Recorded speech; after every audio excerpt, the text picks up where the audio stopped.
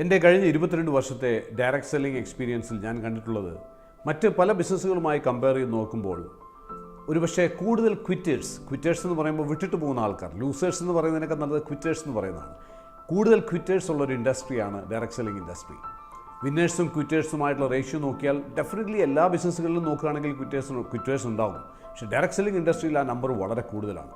അതുകൊണ്ട് തന്നെ മാർക്കറ്റിൽ ഇത്തരത്തിൽ ക്വിറ്റ് ചെയ്ത ആൾക്കാരും തന്നെ അവരുടെ കുഴപ്പം കൊണ്ടാണ് ബിസിനസ് നടക്കാത്തതെന്ന് പറയാറില്ല. അവരപ്പോൾ പറയാൻ ബിസിനസ്സിനെ പഴിചാരുകയാണ് ചെയ്യുക. അതുകൊണ്ട് സംഭവിക്കാറുള്ളത് പലപ്പോഴും ഇൻഡസ്ട്രിയെക്കുറിച്ച് തന്നെ നെഗറ്റീവായിട്ടുള്ള ഫീലിംഗ് മാർക്കറ്റിൽ കൂടുതൽ വരുന്നതായിട്ട് കാണാൻ സാധിക്കുന്നുണ്ടാവും.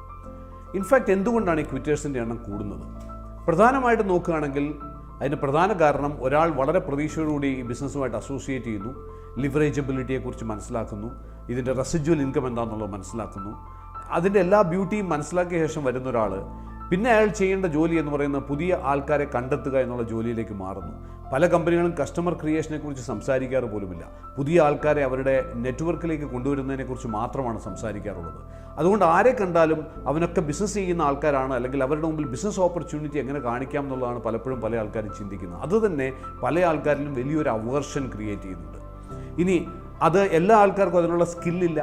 കാരണം നമ്മളിപ്പോൾ ഒരാളുടെ അടുത്ത് സംസാരിച്ച് അയാളെ പറഞ്ഞ് മനസ്സിലാക്കി കൊടുക്കാനുള്ള സ്കില്ലുണ്ടാവില്ല. അപ്പോൾ പ്രോഡക്റ്റ് കസ്റ്റമറെ ക്രിയേറ്റ് ചെയ്യാൻ വേണ്ടി ആൾക്കാരെ കോൺടാക്ട് ചെയ്യേണ്ടി വരുന്നു.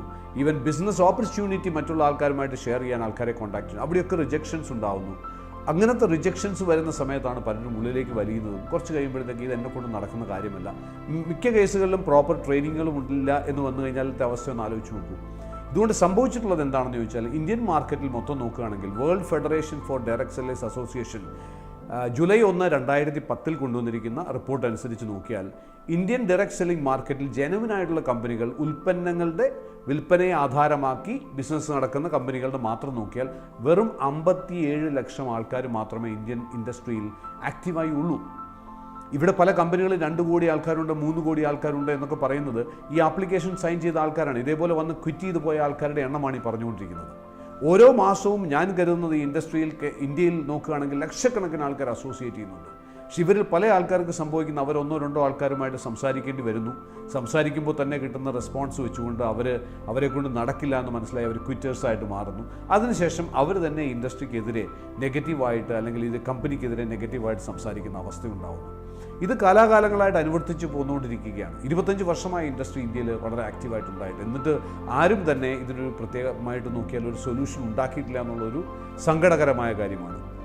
പ്രത്യേകിച്ചും ഇന്ന് ഡിജിറ്റൽ ഏജിലാണ് നമ്മൾ ജീവിക്കുന്നത്. ഈ ഡിജിറ്റൽ ഏജിലൊക്കെ ഇതിനൊക്കെ സൊല്യൂഷൻ ഉണ്ടാക്കേണ്ട കാലം കഴിഞ്ഞിരിക്കുന്നു.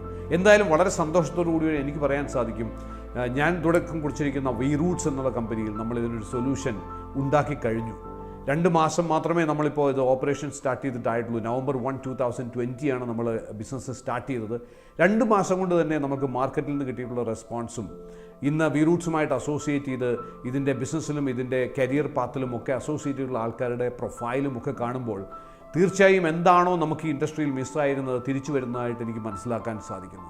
അതിന് സഹായിച്ചിട്ടുള്ള, അല്ലെങ്കിൽ അതിന് കേപ്പബിൾ ആക്കിയത് വീറൂട്ട്സിൽ നമ്മൾ വളരെയധികം കാലമെടുത്ത് ഡിസൈൻ ചെയ്തെടുത്തിട്ടുള്ള WOHO എന്ന പേരിലുള്ള ഡിജിറ്റൽ പ്ലാറ്റ്ഫോമാണ്. ഈ ഡിജിറ്റൽ പ്ലാറ്റ്ഫോം ഒരു കണ്ടൻറ്റ് റിച്ച് ആയിട്ടുള്ളൊരു ഡിജിറ്റൽ പ്ലാറ്റ്ഫോമാണ്. എന്താണ് ഈ ഡിജിറ്റൽ പ്ലാറ്റ്ഫോം കൊണ്ടുള്ള അഡ്വാൻറ്റേജ്? ഓല, ഊബർ ഇതെല്ലാം ഡിജിറ്റൽ പ്ലാറ്റ്ഫോംസാണ്. അതേപോലെ തന്നെയുള്ളൊരു ഡിജിറ്റൽ പ്ലാറ്റ്ഫോം ഡയറക്റ്റ് സെല്ലിംഗ് ഇൻഡസ്ട്രിയിലെ ഒരു ഡിജിറ്റൽ പ്ലാറ്റ്ഫോമാണിത്. ഇത് ചെയ്യുന്നത് നമ്മൾ ആൾക്കാരുടെ പിന്നാലെ പോയി അവരുടെ അടുത്ത് ഉൽപ്പന്നങ്ങൾ പുഷ് ചെയ്യുക, അല്ലെങ്കിൽ അവരുടെ അടുത്ത് ബിസിനസ് ഓപ്പർച്യൂണിറ്റിയുമായി അവരുടെ പിന്നാലെ നടക്കുന്നതിന് പകരം ആൾക്കാരെ ഇങ്ങോട്ട് കൊണ്ടുവരുന്ന ഒരു രീതിയാണ് ഈ ഡിജിറ്റൽ മാർക്കറ്റിംഗ് പ്ലാറ്റ്ഫോം ചെയ്യുന്നത്.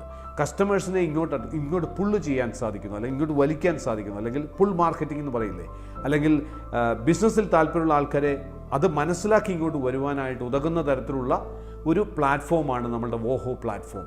അതുകൊണ്ട് തന്നെ ലീഡ് ജനറേഷൻ, പ്രോസ്പെക്റ്റിംഗ്, അതേപോലെ ബിസിനസ് പ്രസൻറ്റ് ചെയ്യുക, അല്ലെങ്കിൽ പ്രോഡക്റ്റിനെ കുറിച്ച് എക്സ്പ്ലെയിൻ ചെയ്യുക, customer creation, follow ups, after sales, അതേപോലെ തന്നെ ബിസിനസ്സിൽ വന്ന ആൾക്കാർക്ക് വേണ്ടുന്ന ഫർദർ ട്രെയിനിങ്സ്, അവരുടെ ഇൻഡക്ഷൻ എല്ലാം തികച്ചും ഡിജിറ്റൈസ് ചെയ്ത് ഓട്ടോമേറ്റ് ചെയ്തിരിക്കുന്നതുകൊണ്ട് ഏതൊരാൾക്കും കുറച്ച് സമയം ഇത് ഒന്ന് മനസ്സിലാക്കി പഠിച്ചെടുക്കാനുള്ളൊരു അതിനുവേണ്ടിയുള്ളൊരു ക്ഷമയുള്ള ഏതൊരാൾക്കും വളരെ ഈസി ആയിട്ട് തന്നെ അവരുടെ ഡയറക്റ്റ് സെല്ലിങ്ങിൽ ഒരു വലിയ പ്രൊഫഷൻ, ഒരു കരിയർ ബിൽഡ് ചെയ്യാനും ഒരു പക്ഷേ അവർക്ക് വേണമെന്ന് വെച്ചാൽ വലിയ രീതിയിലുള്ള വെൽത്ത് ക്രിയേറ്റ് ചെയ്യാവുന്ന ഒരു ബിസിനസ് ഡെവലപ്പ് ചെയ്യാനുള്ള ഒരു പോസിബിലിറ്റിയാണ് വി റൂട്ട്സ് വോഹോയിലൂടെ എത്തിയിരിക്കുന്നത്. അതുകൊണ്ട് തന്നെ എനിക്കൊരു കാര്യം പറയാൻ പറ്റും, എനിക്കറിയാവുന്ന നിരവധി ആൾക്കാരുണ്ട്. ഈ കഴിഞ്ഞ 22 വർഷത്തെ എൻ്റെ ഡയറക്റ്റ് സെല്ലിങ്ങിൻ്റെ ജീവിതത്തിൽ നോക്കുകയാണെങ്കിൽ എനിക്കറിയില്ല എത്ര ലക്ഷം ആൾക്കാർ ഈ ഇൻഡസ്ട്രിയിൽ ഞാനുമായി അസോസിയേറ്റ് ചെയ്ത കമ്പനികളിൽ തന്നെ വന്നു പോയിട്ടുണ്ടാകുമെന്ന് എനിക്കറിയില്ല. പല ആൾക്കാരും അവർ വന്നതൊക്കെ ഈ പറയുന്ന ലിവറേജബിൾ ആയിട്ടൊരു ബിസിനസ് മോഡലും റെസിജ്വൽ ഇൻകത്തിൻ്റെ ബ്യൂട്ടിയും മേ ബി കുറച്ച് നേരത്തെ ഒന്ന് റിട്ടയർ ആവാൻ സാധിക്കുക, ലോകം ചുറ്റിക്കാണാൻ സാധിക്കുക, നല്ലൊരു ജീവിതശൈലി ഉണ്ടാക്കാൻ സാധിക്കുക, നല്ലൊരു ജീവിത നിലവാരം ഉണ്ടാക്കാൻ സാധിക്കുക, ഇതുപോലുള്ള പല സ്വപ്നങ്ങളും കണ്ടാണ് അവരൊക്കെ വന്നത്. പക്ഷേ അതിലുണ്ടായിരുന്ന ബിസിനസ് പ്രോസസ്സ് അങ്ങനെ ആയതുകൊണ്ട് തന്നെ മിക്ക ആൾക്കാർക്കും അതിൽ കണ്ടിന്യൂ ചെയ്യാൻ പറ്റിയില്ല എന്നുള്ളതാണ് സത്യം. അത്തരത്തിലുള്ള ആൾക്കാർ ഒരിക്കൽ കൂടി എനിക്ക് പറയാനുള്ളത്, അന്ന് നിങ്ങൾ ഉണ്ടാക്കി വെച്ചിട്ടുള്ള ആ സ്വപ്നങ്ങളൊക്കെ ഒന്നുകൂടി വേണമെങ്കിൽ പൊടി തട്ടിയെടുക്കാവുന്ന ഒരു സമയമാണിത്. കാരണം ഈ ഡിജിറ്റൽ പ്ലാറ്റ്ഫോം ഇത് ഒരു പക്ഷേ ഒരു 10 വർഷം മുമ്പെങ്കിലും ഇന്ത്യയിൽ വരേണ്ടതായിരുന്നു എന്ന് ഞാൻ വിശ്വസിക്കുന്ന ഒരു കാര്യമാണ്. ഇന്ന് നമ്മളത് ഡെവലപ്പ് ചെയ്ത് നമ്മളത് ലോഞ്ച് ചെയ്തു വളരെ സക്സസ്ഫുൾ ആയിട്ട് ഓൾ ഓവർ ഇന്ത്യ ഇതിന് ഹൈ ലെവൽ ഓഫ് അക്സെപ്റ്റൻസ് കിട്ടിക്കഴിഞ്ഞു.